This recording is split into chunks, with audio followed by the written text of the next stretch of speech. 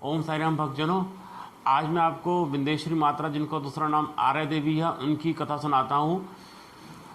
ये कथा शायद आपने ना सुनी हो, थोड़ी बहुत तो नॉलेज होगी कि माता विंदेश्वरी कौन थी, श्री कृष्ण जी की बहन थी। तो उनके ऊपर कथा कैसे वो आए, कैसा प्रकट हुआ और उनकी स्तुति क्या है, जो कि हरिवंश पुराण से ली गई है। तो मैं आपको वो सुनाऊंगा, आप ध्यान से कथा सुनना। तो मैं सुनाता हूँ कथा। महेश पायन जी कहते हैं, राजन, उनकी याद आते ही भगवान विष्णु पाताल लोक में गए, जहाँ वे षडगर्भ नामक असुर संयमनिष्ठ होकर जल के भीतर गर्भगृह में शयन करते थे। उन्होंने देखा सब षडगर्भ नामक दैत्य काल रूपणी निद्रा से त्रोहित होकर जल के भीतर गर्भगृह में सो रहे हैं। तब भगवान विष्णु स्वप्न रूप से उनके शरीरों में प्रविष्ट हुए और उनके जीवों को खींचकर उन्होंने निद्रा की अधिष्ठात्री देवी के हाथ में दे दिया। तत्पश्चात सत्य पराक्रमी भगवान विष्णु उस निद्रा देवी से बोले, निद्रे, तुम मेरी प्रेरणा से इन जीवों को लेकर देवकी के घर के निकट जाओ। ये सब के सब षडगर्भ नामक श्रेष्ठ दानव हैं। इन सब षडगर्भों को क्रमशः देवकी के गर्भ में स्थापित करती रहो। जब ये गर्भ जन्म लेकर कंस द्वारा यमलोक पहुंचा दिया जाएंगे, जब कंस का प्रयत्न निष्फल और देवकी का परिश्रम सफल हो जाएगा, तब मैं तुम पर विशेष कृपा करूंगा। देवी, उस समय से भूतल पर तुम्हारा प्रभाव मेरे प्रभाव के समान ही हो जाएगा, जिससे तुम संपूर्ण जगत की आराध्या देवी बन जाओगी। देवकी का जो 7वां गर्भ होगा वह मेरा ही सौम्य अंश होगा और मुझसे पहले अवतीर्ण होने के कारण मेरा बड़ा भाई होगा। वह गर्भ जब 7 महीने का हो जाए, तब उस 7वें मास में ही तुम उसे खींचकर रोहिणी देवी के गर्भ में स्थापित कर देना। गर्भ का संकर्षण होने से वह तरुण वीर संकर्षण नाम से प्रसिद्ध होगा। चंद्रमा के समान गौरवर्ण से सुशोभित दिखाई देगा तथा वह मेरा बड़ा भाई होगा। उस समय लोग यही कहेंगे कि देवकी का 7वां गर्भ कंस के भय से गिर गया। 8वें शिशु के रूप में जब मैं गर्भ में आऊँगा, तब कंस मुझे भी मारने का प्रयास करेगा। देवी, तुम्हारा भला हो। इस समय भूतल पर यशोदा नाम से विख्यात जो नंदगोप की प्यारी पत्नी है, वह गोप कुल की स्वामिनी है। तुम उन्हीं के नवम गर्भ के रूप में हमारे कुल में उत्पन्न होगी। भाद्रपद कृष्ण पक्ष की नवमी तिथि को ही तुम्हारा जन्म होगा। जब रात्रि युवावस्था में स्थित होगी, उस आधी रात के समय अभिजीत मुहूर्त के योग में मैं सुखपूर्वक गर्भावास का त्याग करूंगा, अर्थात माता के उदर से बाहर निकल आऊँगा। हम दोनों भाई बहन गर्भ के 8वें महीने में जन्म लेंगे। फिर कंस के भावी विनाश का कारण प्राप्त होने पर हम दोनों साथ ही गर्भ व्यत्यास को प्राप्त होंगे, अर्थात बदल दिए जाएंगे। देवी, मैं तो यशोदा माता के पास पहुंच जाऊंगा और तुम देवकी का आश्रय लेना। हम दोनों के परिवर्तित गर्भ संयोग के विषय में कंस मूढ़ भाव को ही प्राप्त हो, अर्थात वह इस अदला बदली के रहस्य से अनभिज्ञ ही रहे। तदंतर कंस तुम्हारे पैर पकड़कर तुम्हें शिला पर पटक देगा, परंतु तुम उसके हाथ से निकलकर आकाश में शाश्वत स्थान प्राप्त कर लोगी। तुम्हारी अंग कांति मेरी ही छवि के समान श्याम होगी, परंतु मुख भैया संकर्षण के समान गोर होगा। तुम आकाश में मेरी ही भुजाओं के समान दोनों ओर दो दो हष्टपुष्ट विशाल बाहें धारण करोगी। 4 भुजाओं में 3 शिखाओं से युक्त शूल अर्थात त्रिशूल, सोने की मूठ लगी हुई तलवार, मधु से भरा हुआ पात्र तथा अत्यंत निर्मल कमल धारण करके सुशोभित होगी। तुम्हारे श्रीअंग में नीले रंग की रेशमी साड़ी शोभा पाएगी और तुम रेशमी पीतांबर की चादर ओढ़े रहोगी। तुम्हारे वक्षस्थल में चंद्रमा की किरणों के समान प्रकाशमान श्वेत हार शोभा दे रहा होगा। दिव्य कुंडलों से मंडित कर्णयुगल तुम्हें विभूषित करेंगे और चंद्रमा की भी शोभा को छीन लेने वाले अपने मनोरम मुख से तुम अत्यंत शोभायमान होगी। तुम्हारे मस्तक पर विचित्र मुकुट और शोभाशाली केशबंद फपते होंगे। भुजंगों की सी आभा वाली अपनी भयानक भुजाओं से तुम 10 दिशाओं को शोभा बढ़ाओगी। मोर पंख से विभूषित ऊंचे ध्वज तथा मयूर पिच के ही बने हुए प्रकाशमान भुजबंध से तुम प्रकाशित होगी। भयंकर भूतगणों से घिरकर मेरी आज्ञा के अधीन रहती हुई तुम सदा कुमारी रहने का व्रत लेकर स्वर्लोक को चली जाओगी। वहाँ देवताओं सहित सहस्र नेत्रधारी इंद्र मेरी आज्ञा के अनुसार सब कार्यों का संपादन करने के कारण तुम्हारा दिव्य विधि से अभिषेक करेंगे। वह इंद्र अपनी बहन बनाने के लिए तुम्हें सादर ग्रहण करेंगे। कुशिक के गोत्र से संबंध होने के कारण तुम कौशिकी नाम से प्रसिद्ध होगी। वे देवराज इंद्र पर्वतों में श्रेष्ठ विंध्यगिरि पर्वत पर तुम्हें शाश्वत स्थान प्राप्त प्रदान करेंगे। तत्पश्चात तुम अपने सहस्त्रों स्थानों द्वारा सारी पृथ्वी को सुशोभित करोगी। महाभागे, तुम इच्छानुसार रूप धारण करने वाली और वरदानी होकर तीनों लोकों में विचरोगी तथा तुमसे की हुई उपयाचना अवश्य सफल होगी। वहाँ मुझे मन में स्थान देकर तुम विंध्य पर्वत पर विचरने वाले शुंभ और निशुंभ नामक दानवों को उनके अनुयायियों सहित नष्ट कर डालोगी। वहाँ तुम्हें मधुयुक्त और मांस रहित बलि अर्थात उपहार सामग्री प्रिय होगी और सब लोग बारंबार तुम्हारे तीर्थ की यात्रा करके नवमी तिथि को पशु पूजन कर्म के साथ तुम्हें पूजा देंगे, जिसे तुम प्रसन्नतापूर्वक ग्रहण करोगी। मेरे प्रभाव को जानने वाले जो मनुष्य तुम्हें प्रणाम करेंगे, उनके लिए पुत्र अथवा धन आदि कोई भी वस्तु दुर्लभ नहीं होगी। कोई दुर्गम स्थान में फंस जाए, महासागर में डूबने लगे अथवा लुटेरों या डाकुओं के द्वारा कैद कर लिया जाए, उन सभी संकटग्रस्त मनुष्यों के लिए तुम सबसे बड़ा सहारा होगी। शुभे, जो लोग भक्तिपूर्वक इस आगे बताए जाने वाले स्रोत से तुम्हारी स्तुति करेंगे, उनके लिए ना तो मैं दृश्य रहूँगा और ना वे ही मेरी दृष्टि से ओझल रहेंगे। तो अब मैं आपको उनका स्रोत सुनाता हूँ। आर्या देवी की स्तुति, इनको आर्या देवी भी बोलते हैं, तो वो सुना रहा हूँ स्रोत।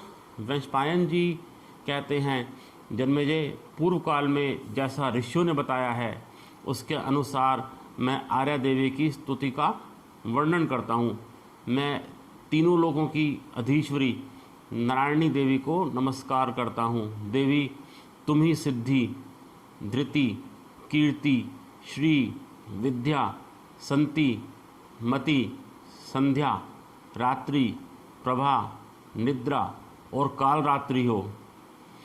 आर्या, कात्यायनी देवी, कौशिकी, ब्रह्मचारिणी, सिद्धसेन अर्थात कुमार कार्तिकेय की जननी, उग्रचारिणी तथा महान बल से संपन्न हो।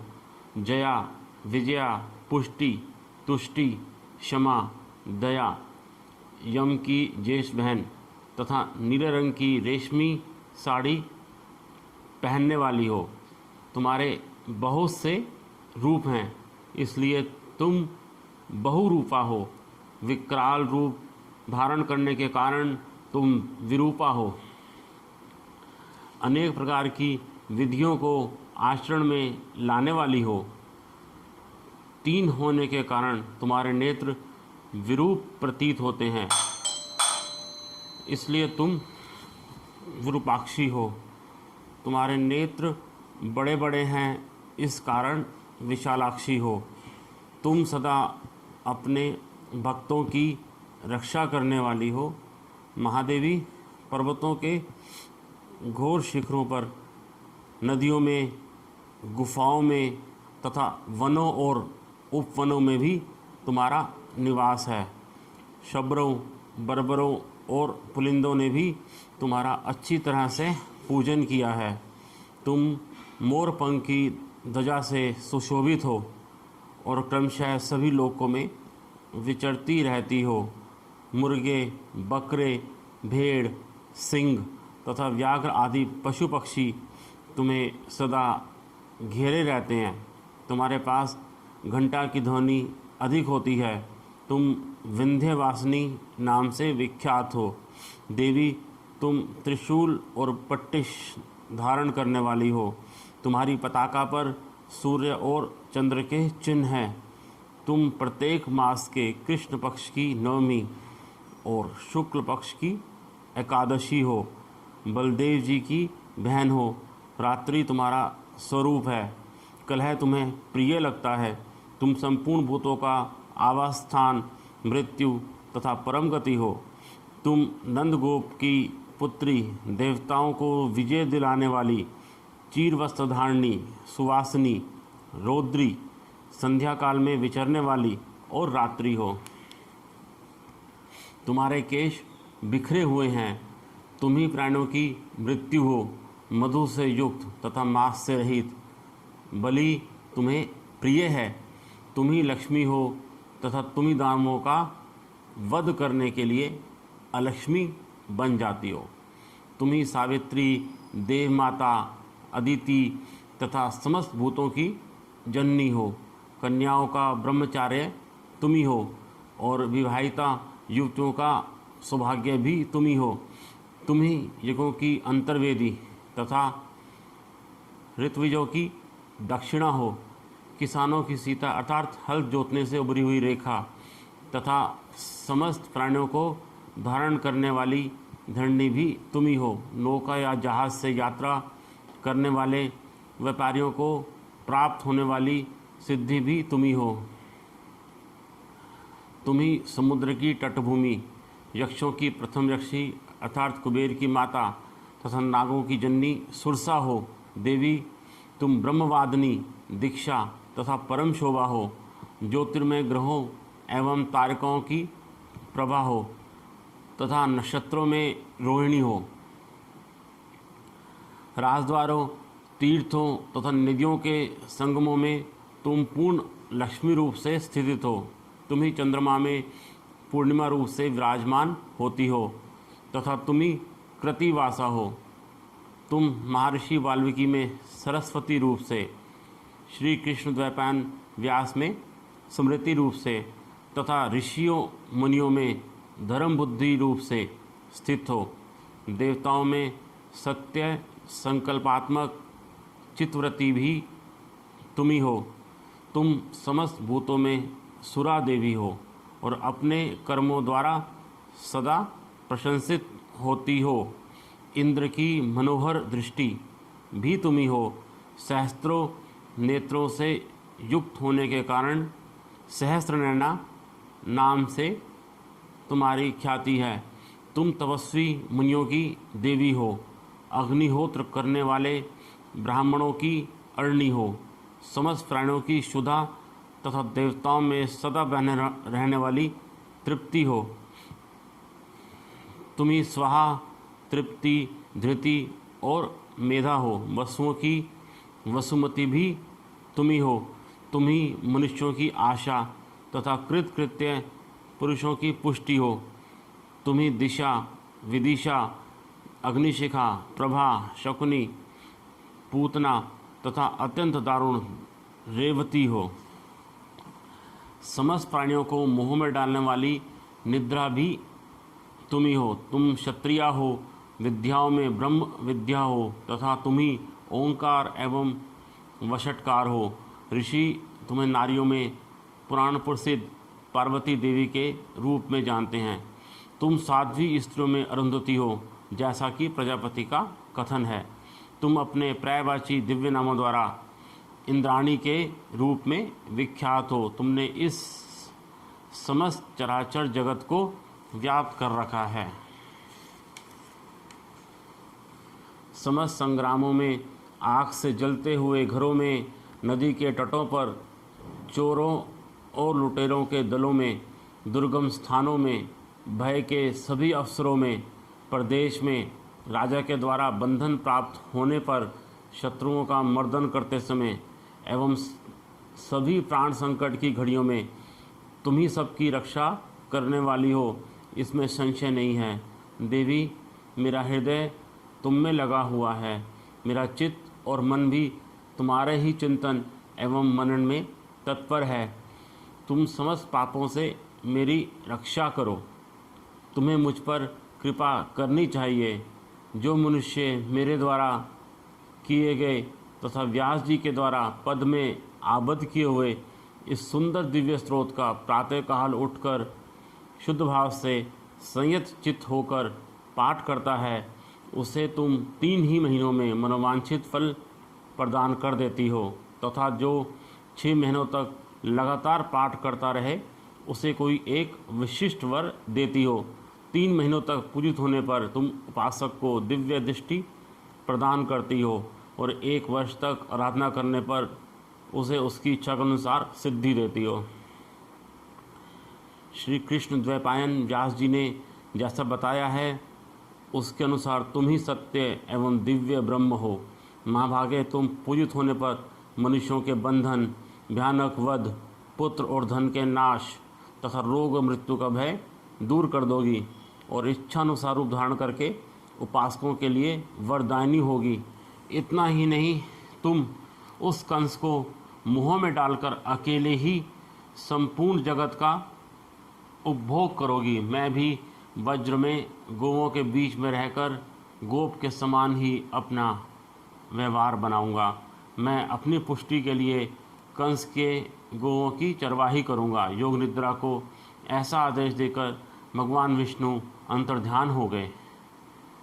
उस समय उस देवी ने भी उन्हें नमस्कार करके बहुत अच्छा कहकर उनकी आज्ञा का पालन करने का निश्चित विचार कर लिया। जो मनुष्य बारंबार इस स्रोत का पाठ